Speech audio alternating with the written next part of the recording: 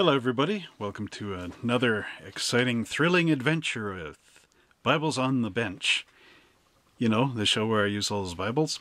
Anyway, this is going to be a little different tonight because I want to point out something that many of you may not know.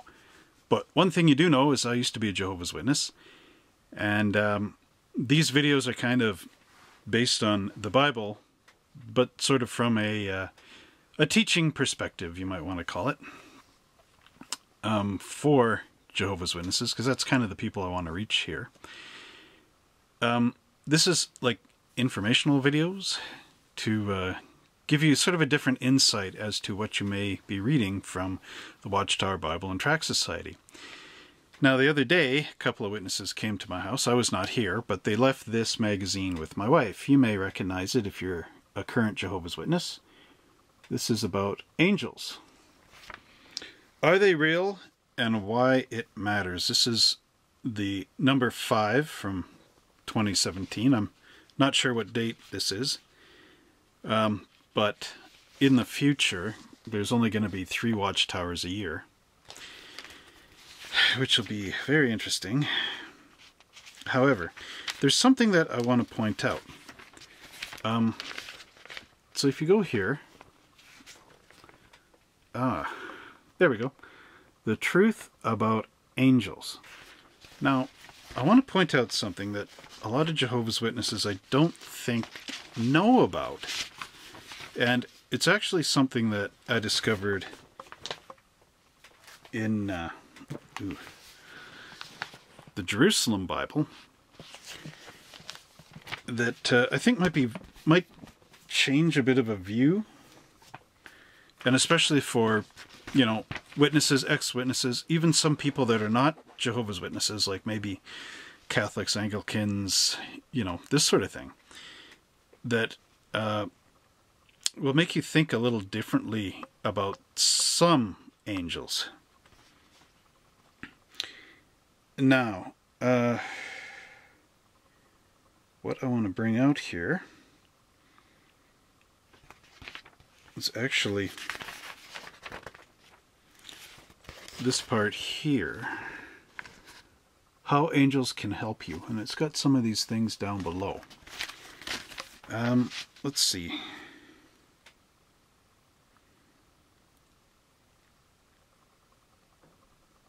Okay, the second point right here. Okay, just got to turn this right. I don't know if you can see it here. But it says, in ancient Babylon, when 3 young Hebrews were condemned to die in a fiery furnace, God, quote, sent his angel and rescued his servants. This is in Daniel 3:19-28. Now, the Jerusalem Bible has restored the entire song that these guys sing, so it's a little different to find that. But I don't want to go there right away. I want to bring out this point here that, as Sustenance and Covering would say, would blow your mind. Okay, biblical information that will blow your mind. It'll actually make you rethink this magazine on angels. Because there is a certain type of thing to this, which you'll find out here. It says, God sent his angel. Now, what do you think about that? Just before we begin here. I think the thought that would come to my mind, you know, before I learned this mind-blowing information, okay, here is God, you know, down here is the earth. It says God sent his angel, you know, to help these people or whatever. But I want to bring out something here. In the Jerusalem Bible, in Genesis, and this is the birth of Ishmael. Now, now this is in Genesis 16. And, okay. So, as you can read here in verse 1, Abram's wife Sarai, because they hadn't received the ha from God yet, which is the special What does Ultimate Mordecai call that now? The special breath. The breath of life onto Abram and Sarai.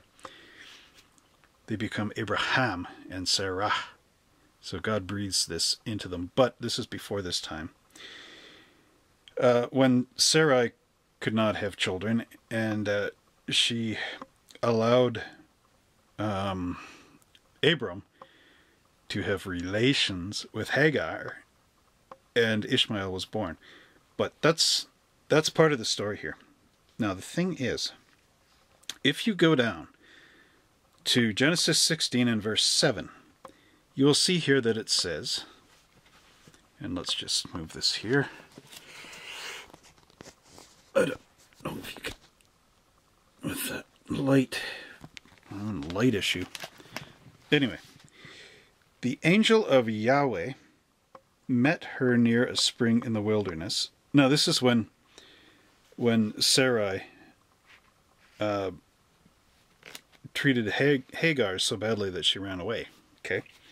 The angel of Yahweh met her near a spring in the wilderness, the spring that is on the road to Shur. He said, Hagar, slave girl of Sarai, where have you come from, and where are you going? Okay, so that starts the conversation, but here's the interesting point.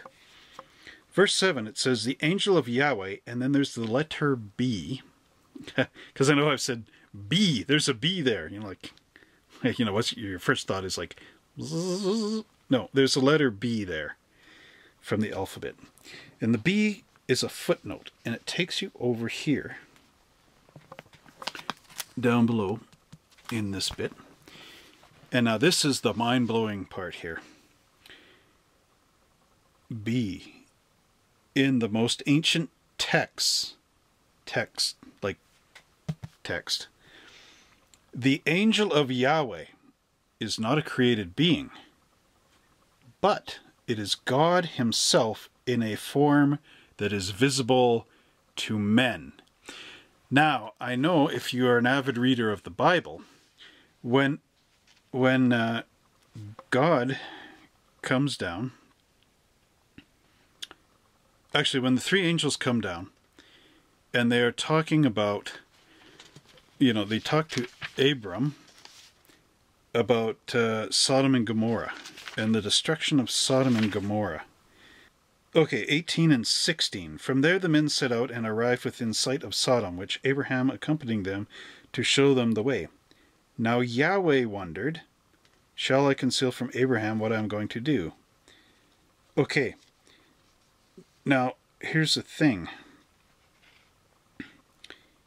Yahweh and two other angels are talking to Abram.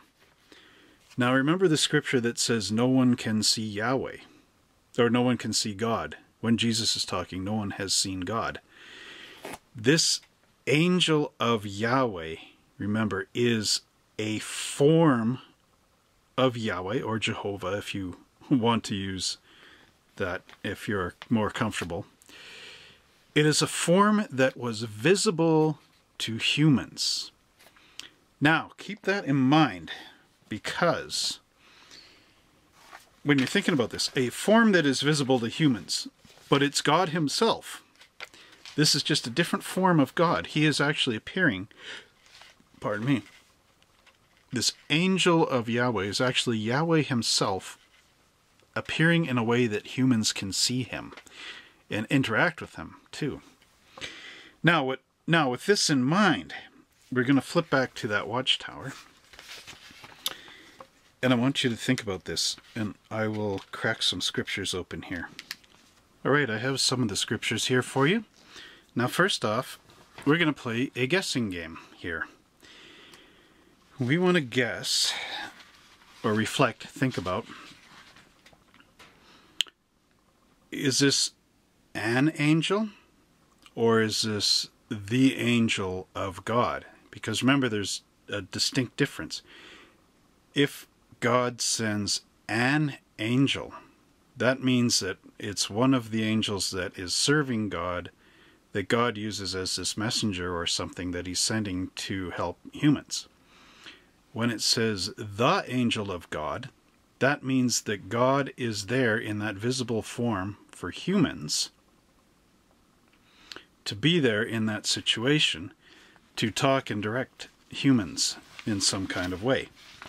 Okay, now we're going to have a guessing game here, or you tell me game, and it is going to be, can you tell the difference between when Yahweh in human form is talking to somebody, or if this is just angels that are there? So we're going to look at the first one here. When God, and this is on page 7 of that Watchtower, when Yahweh, or Jehovah, brought destruction on the wicked cities oh my goodness, on the wicked cities of Sodom and Gomorrah, angels helped righteous Lot and his family to flee. Question time. Is this God himself in this situation, or is it just angels? So we're going to look at the New World Translation 2013, Genesis 19, verse 1. The 2 angels arrived at Sodom by evening. I'm going to stop there. The 2 angels. Is that Yahweh as one of them, or not? Okay, the answer is these are just 2 angels that God has sent to help humans. But it's not Yahweh, or the vision of Yahweh, the angel of Yahweh. Okay, second off. In ancient Babylon, when 3 young Hebrews were condemned to die in a fiery furnace, God sent his angel and rescued his servants. Daniel 3:19-28. Now, I'm reading this out of the Jerusalem Bible, and like I said, the Jerusalem Bible is different because here, you can see it, this is the song that the 3 Hebrews sing after they come out of the furnace.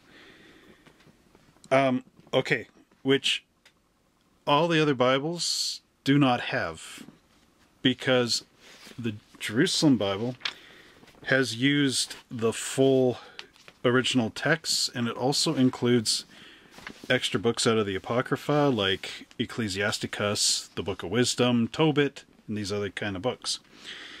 However, Daniel is sort of a combination of both Apocrypha as well as canon from the Council of Nicaea and the other councils that they had, because I know somebody will correct me on the Council of Nicaea comment. However, when they made up regular Bibles that we have now, like the American Standard, just as a quick example, they removed a lot of this out of Daniel. So when you're trying to find in the Watchtower where it says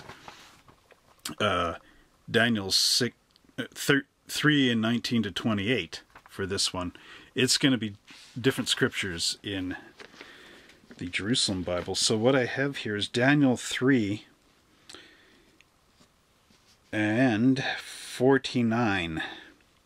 But the angel of the Lord came down into the furnace beside Azariah and his companions.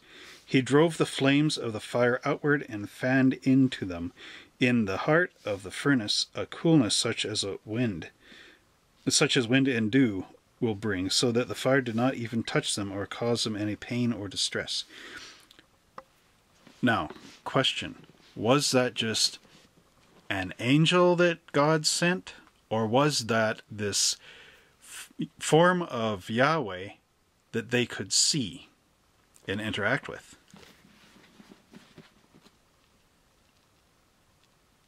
Okay, if you guessed that it was Yahweh himself, you are correct in that angelic form. Because it says, but the angel of the Lord came down into the furnace. Now we know the Lord is Yahweh, right? Because this is Old Testament. So that means that God himself was in that furnace saving these 3 boys. If we bounce up to verse 45, it says, let them learn that you alone are God and Lord, glorious over the whole earth. This is what they... Is this actually the song? Yes, the song. I should read this song one day. But at any rate, this purpose of the song that was removed out of the newer Bibles is that the three boys are in the furnace and they are singing and praising God. And God shows up in that form. As it said, I wrote in notes here, in the most ancient texts, the angel of Yahweh, or the angel of the Lord, is not a created being, but is God himself in a form visible to men. So God himself heard that prayer, and he himself jumped into the flames to help these boys. Not a sent or created angel, as in the case of the two that were there in Sodom and Gomorrah. And now we get into the third part. After the righteous man Daniel spent the night in a den of ravenous lions, he explained that he had survived because God sent his angel and shut the mouth of the lions. Now this is Daniel 6, 16 and 22. And since I have the Jerusalem Bible set there, let's just skip quickly over. 5, 6. Daniel in the lion pit. And now, is this actually 6? Yes, it is. 6, 16, and 22. So 16. Oh, that's weird. They got 17 above 16, but okay. The king then ordered Daniel to be fetched and thrown into the lion pit. The king said to Daniel, your God himself, whom you have served so faithfully, will have to save you.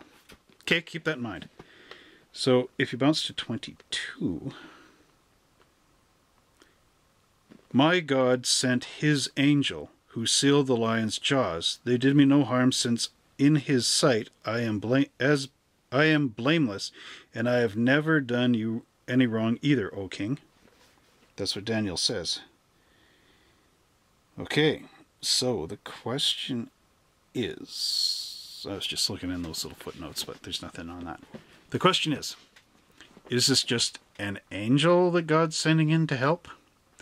Or is it that manifestation of Yahweh himself in that form that people can see that's there saving Daniel?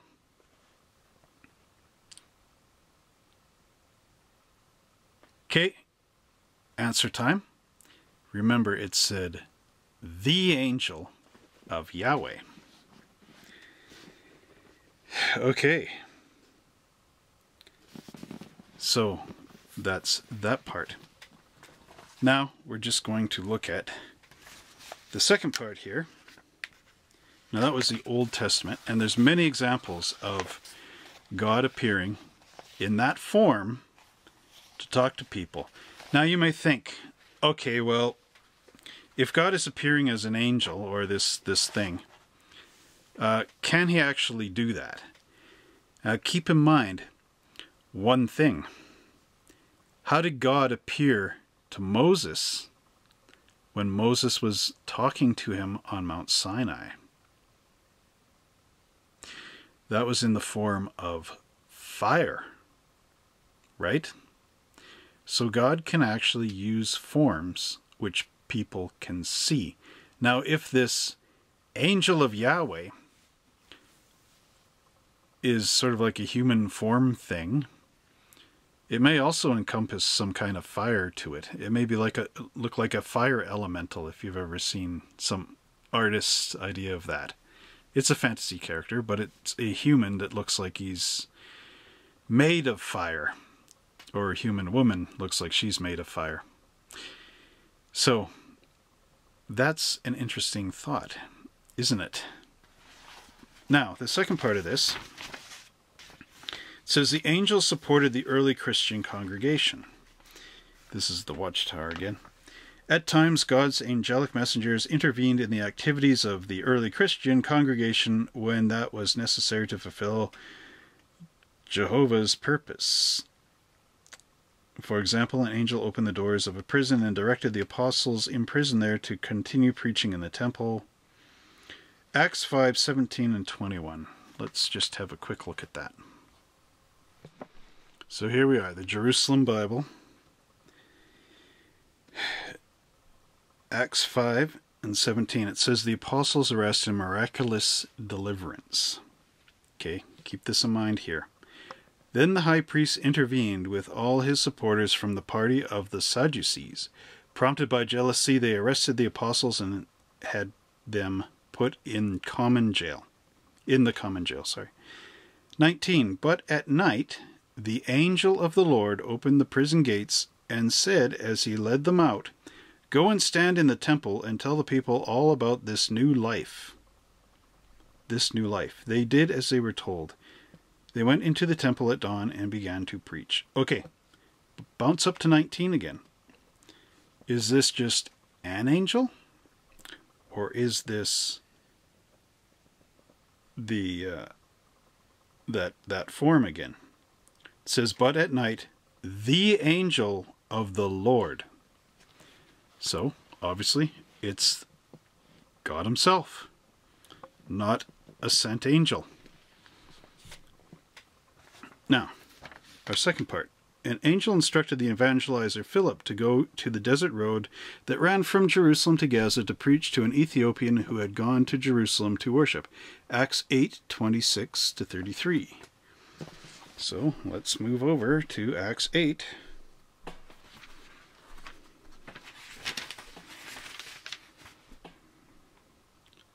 Acts 8:26. Philip baptizes a eunuch. The angel of the Lord spoke to Philip. The angel of the Lord. Is this an angel, as in Genesis? Or is this that form again, Yahweh, in the angel form that people can see?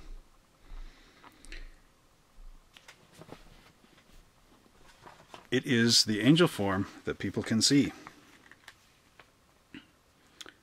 I actually didn't need to read that far, really. Okay, when it was God's time for non-Jews to become Christians, this Watchtower again, an angel appeared to the Roman army officer Cornelius in a vision and instructed him to summon the Apostle Peter to his home. Acts 10, 3 and 4. Or 3 to 5, sorry. Which is just on the next page. Acts 10. One day, at about the 9th hour, he had a vision in which he distinctly saw the angel of God come into his house and call out to him, "Cornelius." He stared at the vision in terror and exclaimed, "What is it, Lord?" "Your offering of prayers and alms," the angel answered, "has been accepted by God. Now you must send someone to Jaffa and fetch a man called Simon, known as Peter." Okay, I'm going to stop there. Was this just another run-of-the-mill? Okay, maybe not run-of-the-mill, but look at this picture here.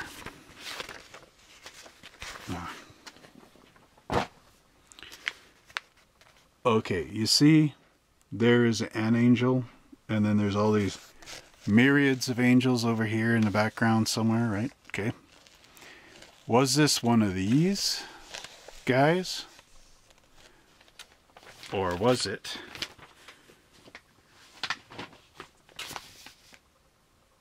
the angel of Yahweh, the Lord? In the most ancient texts, the angel of Yahweh is not a created being, but is God himself in a form visible to men. Well, remember, it's the. One day at about the 9th hour, he distinctly saw the angel of God. Now, I'm not making this up. It's going to be right under my finger. And focus. The angel of God. Take off your glasses and look at it if it didn't focus, okay? Alright, and then, is that all of them? When the Apostle Peter was imprisoned, an angel an angel appeared to him and led him out of the prison. Acts 12. I like how all this is in Acts. It makes it easy. Easy one tonight, real fast. Acts 12, 1 to 11, but maybe I don't have to go that far. Peter's arrest and miraculous deliverance. And there's a letter A there. Herod Agrippa the first was king of Judea and Samaria. Okay.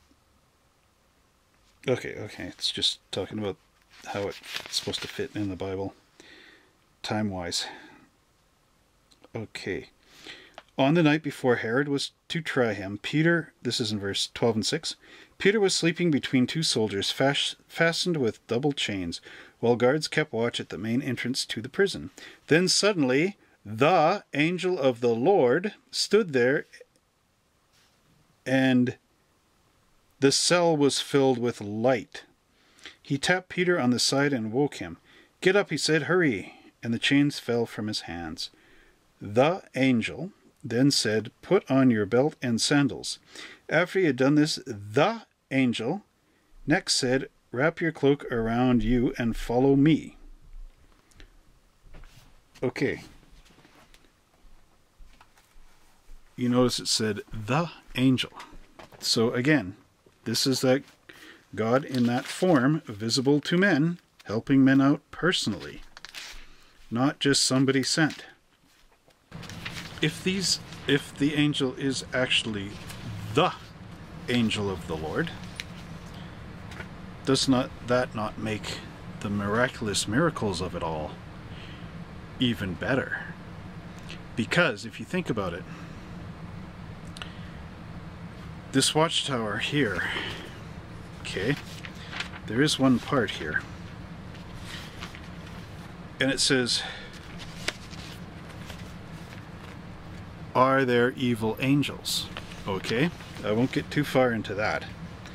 But the thing is, if you think about it, okay, if you think about this, when it says in here, an angel went down there and broke the shackles from Paul and rescued him and all this stuff, right? How do you not know that is not an evil angel? Because any old angel can be an angel, okay? But when it talks about the angel of the Lord, and you go all the way back to that definition in Genesis,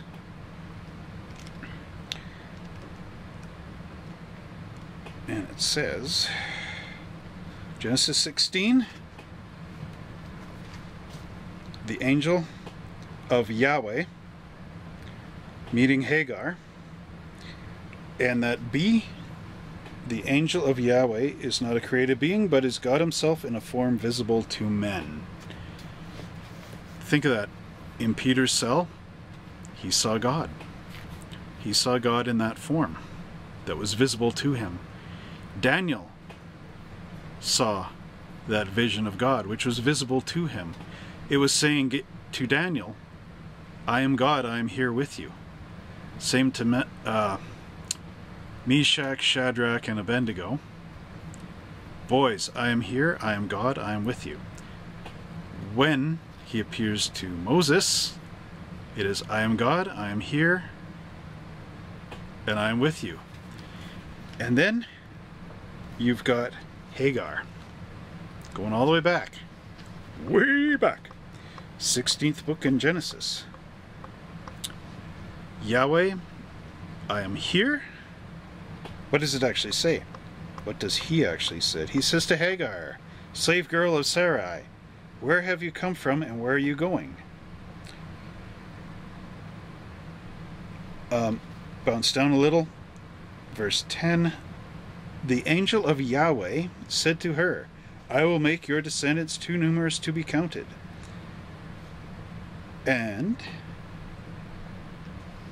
here, then the angel of Yahweh said to her, "Now you have conceived, and you will bear a son, and you shall name him Ishmael."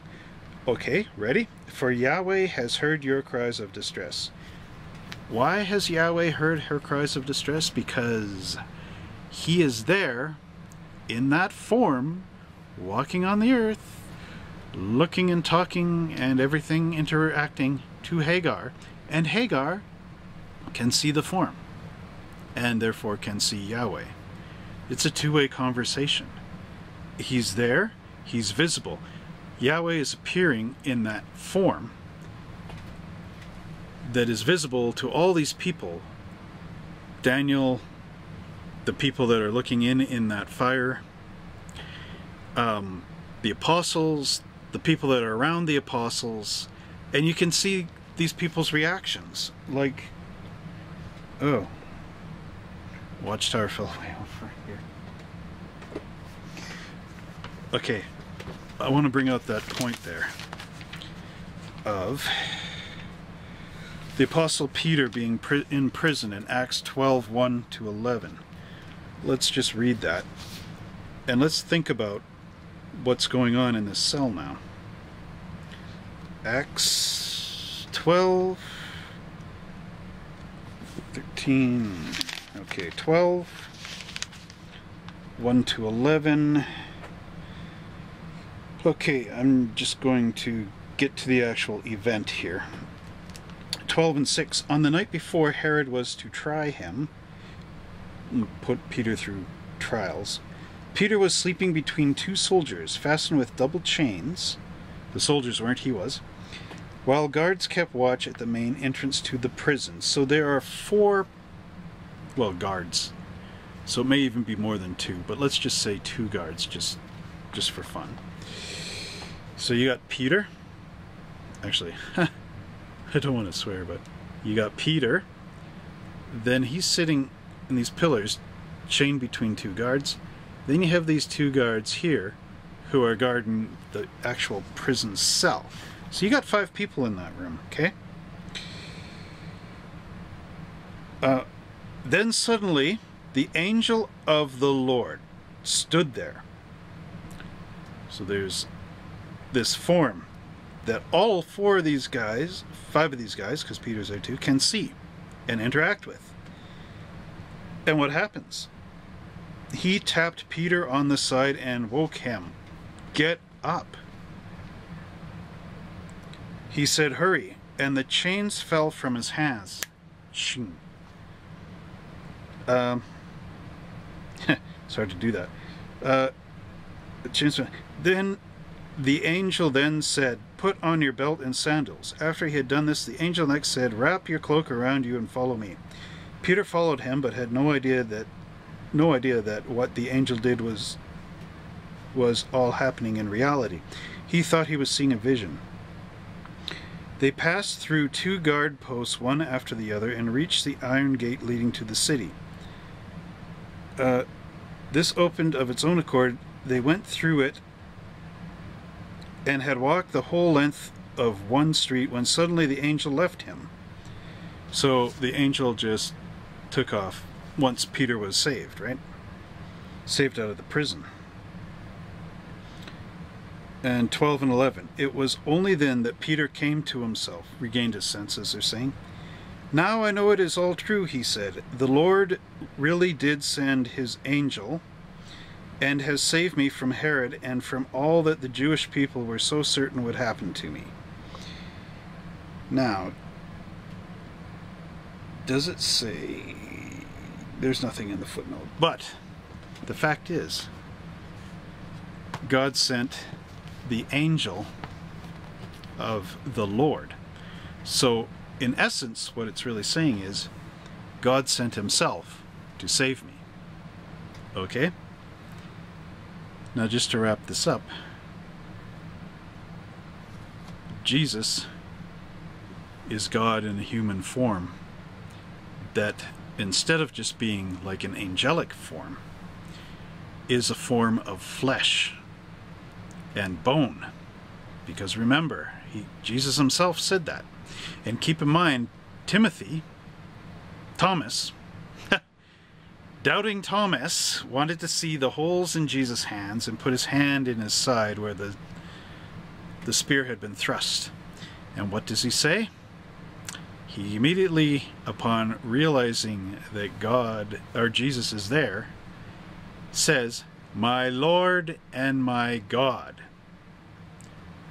So what does that tell you? Knowing now, as you do, that the angel of Yahweh is not a created being, but is God himself in a form visible to men. A form. In that instance, his form resembles that of, I guess you call it, ethereal. It's an ethereal form because it looks like an angel. People can interact with it, they can talk to it, but it is not like the Yahweh, because the scriptures say no one has seen him. Like personally, like knocked on the door, open it up, and there is Yahweh right, like exposed, right? This is that angelic type form. The ethereal form of Yahweh that people can see. So it's sort of, it may be ghostly, it may be like fire, like an elemental, fire elemental. It may be like a water elemental, an air elemental. It could very well be an air elemental. That would be like the wind forms and makes like a human's type of form, you know, that people can see, and it talks and it directs people. The same way that the angel talked to the guy on the donkey, and the donkey talks first and says, you know, "Why do you beat me?" You know who I'm talking about. Belial was his name? Eric. And I just read this too. Beor of Peor, whatever. Okay, I lost the guy, but you know who I'm talking about. That again, that's that form. So why is it so hard to believe that the Son of God is not, like this expression, the angel of Yahweh? The Son of God could very well be God in the flesh. Because remember, he's also referred to as the Son of Man, the Son of God, God's Son. All this, actually, Ultimate Mordecai brings this all out in one of his conversations, so I'll let you go look over there later. Ultimate Mordecai on YouTube. Yeah, so that is the part that will make you rethink when you read your New World Translation of the Holy Scriptures. Is it an angel, or is it the angel? And there's a big difference, as you know. Now, as far as this goes, please reread it, but think of the scriptures and seriously contemplate, are they saying an angel, like just one of the many that are sitting in here somewhere, you know, hey, number 2,567,000,000, it's Yahweh, it's your turn to go talk to that guy over there? Or, like as in the case of the two angels in Sodom and Gomorrah, which were probably, you know, one of these guys out here. Or is it actually the angel of Yahweh? The. So that's what I mean. You have to rethink this now, because this is not just Jehovah sitting up in heaven in every instance just going, okay, angel number 243, here's your number up. Okay, your job is to go in the furnace and help, you know, Meshach, whatever, you know, okay, go. See you in an hour. That's not how it goes. This is Yahweh himself looking down and saying, look at the faith of these three boys. I have to save them. And look, listen, they're praying to me to save them. Now, what better way? This is a situation, and I got to act fast. Here is the statue that Nebuchadnezzar is getting everybody to pray to. But if I go down there and jump in that furnace and save those boys out of there, then Nebuchadnezzar and all the Babylonians, was it the Babylonians? all of them will know that I am El Shaddai, El Roy, Yahweh, the Lord, God Almighty, and I will save those 3 boys. Bang! And there it is. Everybody knows. There's no doubt. But if he sent angels, just regular run-of-the-mill, there would be doubts. But there was none. That's the point. Now, I said El Shaddai. What is that? Well, that's a name, another name of Yahweh. Now, maybe I should save that for next time, because this will get really big if I start putting this in. But I just want you to think of that is going to be the next thing I want to talk about. Verse 17 and 1. Now this is a covenant and circumcision, but here's how it all starts out. When Abram was 99 years old, Yahweh appeared to him and said, I am El Shaddai.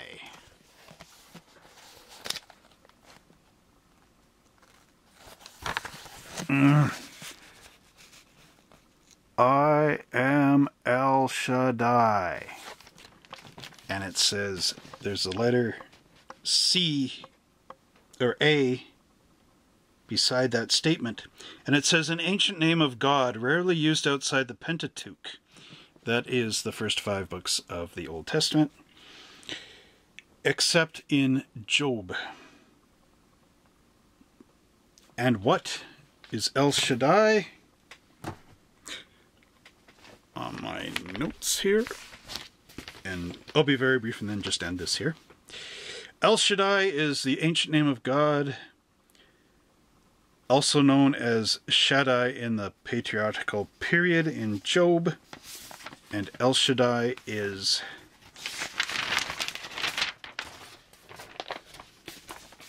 related to the wilderness or mountains. It can mean the destroyer. It can mean fertility.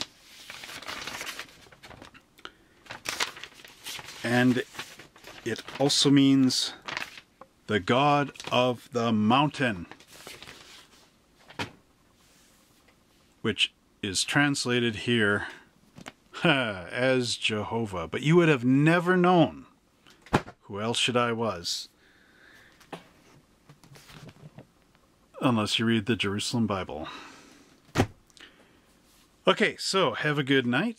Reflect on those thoughts. And I want to come back in the future with a video talking about the many names of God, because I feel that, you know, Jehovah is an anglicized, you know, kind of name of it, whatever. But in Hebrew it is Yahweh, El Shaddai, El Roy, Yahweh Sabaoth, Yahweh Sabaoth, Elohim, Adonai, and many more. And all those names have aspects which Jehovah just doesn't cover.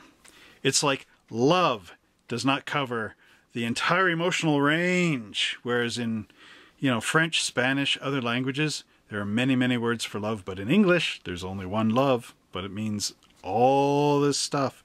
Love your brother, love your for your neighbor, love for your wife, love for your parents. They're all different aspects, but our language, English, only uses one. And the same way is if you take this Bible, and I know you guys are very proud that your Bible is the only Bible that uses the name Jehovah in it, because that honors Jehovah, but the thing is, using Jehovah does not describe his aspects or qualities or personality. And it's very confusing when in here it says El Shaddai does this stuff, whereas Yahweh Sabaoth is with the nation of Israel in certain circumstances. You wouldn't know what that was unless you look into other translations of Bibles. apart from just solely sticking to one. Alright, that's it.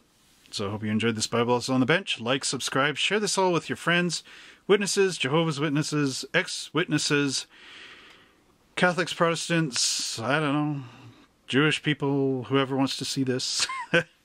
You tell me, but share it. Do it. I'll talk to you later. Bye. Hi, sorry, I know I said goodbye and everything, but I just found one more thing. This is the NIV Boys Bible. That is the New International Version, and I just want to show you one little thing, and then we're going to end this for sure. Genesis 17:1, just to show that the Jerusalem Bible is not completely off or biased. When Abram was 99 years old, the Lord appeared to him and said, I am God Almighty. And there's a letter F there.